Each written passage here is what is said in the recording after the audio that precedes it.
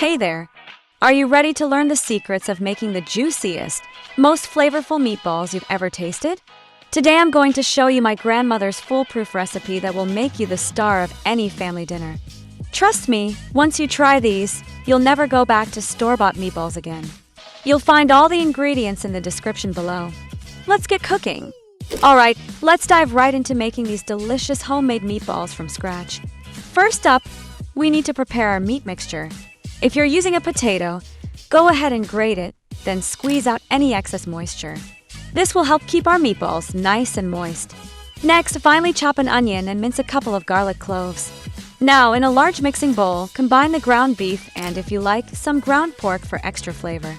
Add in the grated potato, chopped onion, and minced garlic. Toss in some breadcrumbs and a generous handful of parmesan cheese for that savory kick. Crack in a couple of eggs to bind everything together. And if you're feeling adventurous, a splash of Worcestershire sauce can add a nice depth of flavor. Season with salt, black pepper, and a sprinkle of dried oregano. Now roll up your sleeves and mix everything together with your hands until just combined. Be careful not to overmix, as we want our meatballs to be tender, not tough. And if you want to improve your recipes, I'll share a little secret with you. The knife set I use is great for all kinds of dishes. It's the one that helps me achieve those delicious results. If you're interested, you'll find the link in the description. You'll be surprised by the difference. Once our meat mixture is ready, it's time to form the meatballs. Grab a spoon or an ice cream scoop to help you portion out the mixture into 1-2-ounce balls. You should end up with about 22-24 meatballs, depending on the size you choose. As you form each meatball, place it on a baking sheet lined with aluminum foil and give it a light spray with cooking oil to prevent sticking.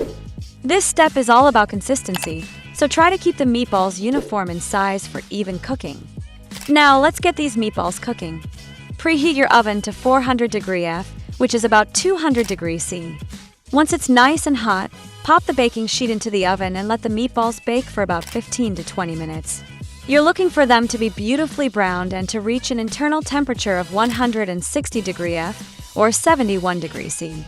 This ensures they're cooked through but still juicy. While they're baking, you'll start to smell that wonderful aroma filling your kitchen. While the meatballs are baking, let's move on to preparing our tomato sauce.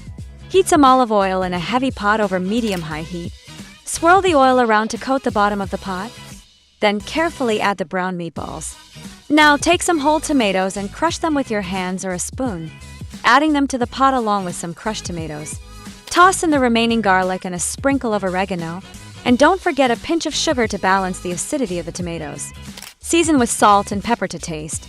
This sauce is going to be rich and flavorful, perfect for our meatballs.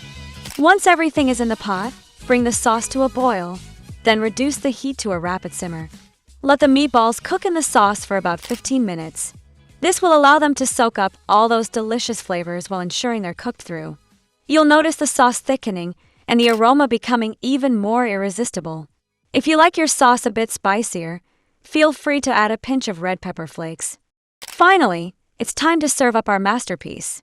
These meatballs are perfect over a bed of your favorite pasta.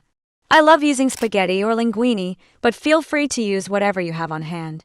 Once plated, garnish with some fresh parsley for a pop of color and freshness. And there you have it, homemade meatballs that are sure to impress. Enjoy!